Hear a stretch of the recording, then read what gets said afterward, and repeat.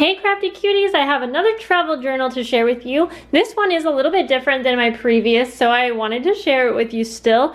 I don't have any lace in this, and my idea was to make this one a little bit more masculine. Not to say this is for a male, but for someone who doesn't like all of the frill and lace.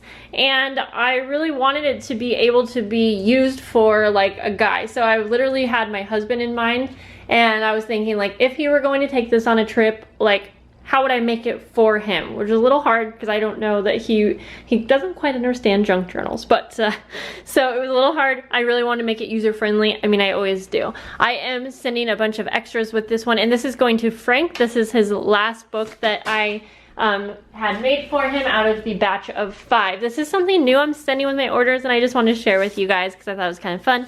And it's basically a little letter that is a Cool Mom Book Boutique Guide to Junk Journals. I explain what a junk journal is, I explain how to use them in different playlists and links where you can find how I use them. I thought it would be great because I know that Frank was purchasing some of these for gifts, and it may go to someone that, you know, doesn't really know how to use a junk journal. So I just thought that was kind of fun, and it has all my contact info and my card, and I just wrote this up myself. I didn't like copy any definitions off the internet or anything like that. I just explained it in my own words. So that will be going with all of my future journals, and here we go. You guys have probably already seen this type of cover. I've used this Tim Holtz paper before, and I just think it works really well, and it would work for any type of traveling. I am doing my new favorite stitching, which is this right here. I don't know if there's a name for that. And then I kept it pretty plain.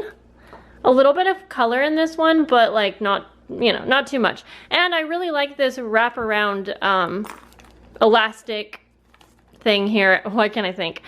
Because it's just quick and easy, and it's gonna really just like hold everything in. And then I did place the charm right here. I didn't have a good placement for this charm, so I put it right here, and I mean, it still has beads on it and stuff, but it could be moved around. I just really didn't want it on the spine for this one, just because I didn't.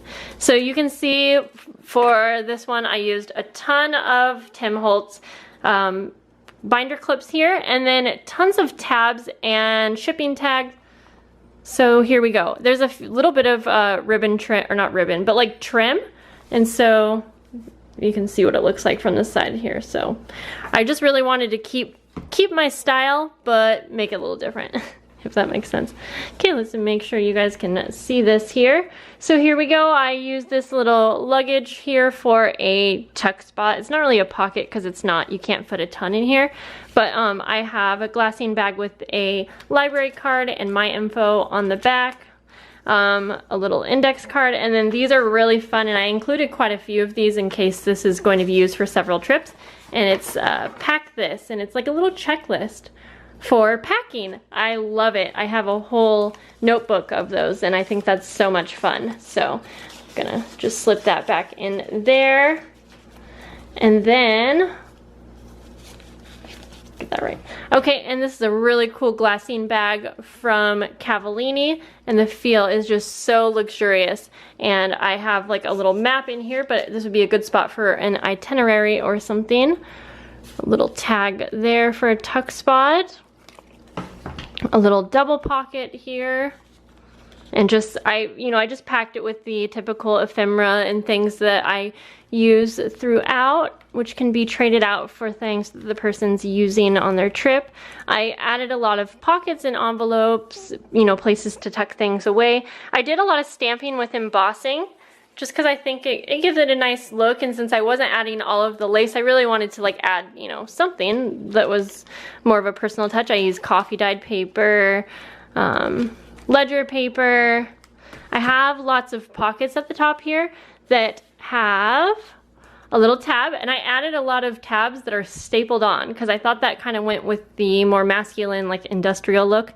And this is like a little fold out thing, so it can hold, you know, 4x6 photos, do some journaling on the back, or you could put 4x6 photos on here, and then that just slips right in here. And there are a lot of pockets up at the front. This was the only type of ribbon trim that I used on here, and I really like it. It's kind of like a denim look to it. And I did a lot of stitching with black thread because I really liked the look of that, and I thought it was just, yeah, I don't know, a little more artsy. Manila envelopes. So I'm thinking that this is going to be the type of journal that I'm going to offer in my shop, like at all times. I mean, I won't have unlimited amount, but I don't know how to explain it. Basically, like, you should probably see this in my shop unless it already like sold out, because I really like this style. I like this size. And by the way, this has around 100 pages. So this is a little smaller than my other journals, or I should say it's a little less pages. Not necessarily smaller, because it's about 5.5 by 8.5. So maybe even a little smaller on the size, but I wanted to keep it less pages so that it could really be filled up for vacation, but, you know, big enough to really get a lot of use out of it, if that makes sense. And so I just really enjoyed this, and I think that, you know, people are traveling all the time. I can turn regular paper into like travel themed paper pretty easily, so I feel like it's like supplies that I can get all the time, if that makes sense. Like, I don't really know what you know, like, so I can't always offer my mermaid journals, because if I can't get the mermaid paper, I'm not always going to be able to make it. But for a travel journal, I will always be able to use like more generic papers if I need it, and then decorate it with washi. I mean, yeah, it'll just be an easy type of journal for me to make a lot of. And it'll be a little bit less expensive just because it's a smaller too. So, and if you guys have noticed, my prices have changed quite a bit since I've started my shop. And not to say that they've like skyrocketed or anything, but you may, if you watch the prices of my journals, I've gone back and forth like on just trying to get the perfect pricing. Okay, this is a little waterfall. I'm not going to undo this, but basically there are 4 little flaps that flap up.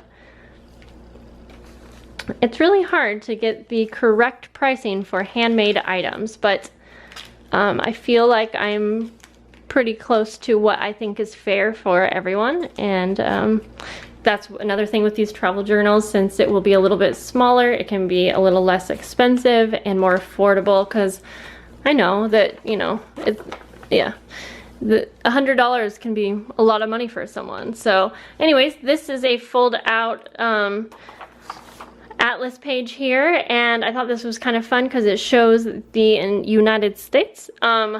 So yeah, and then it just folds right on up. How did I do that? Folds down like that, and then just folds into thirds. And this is the back, and there's a little pocket back here.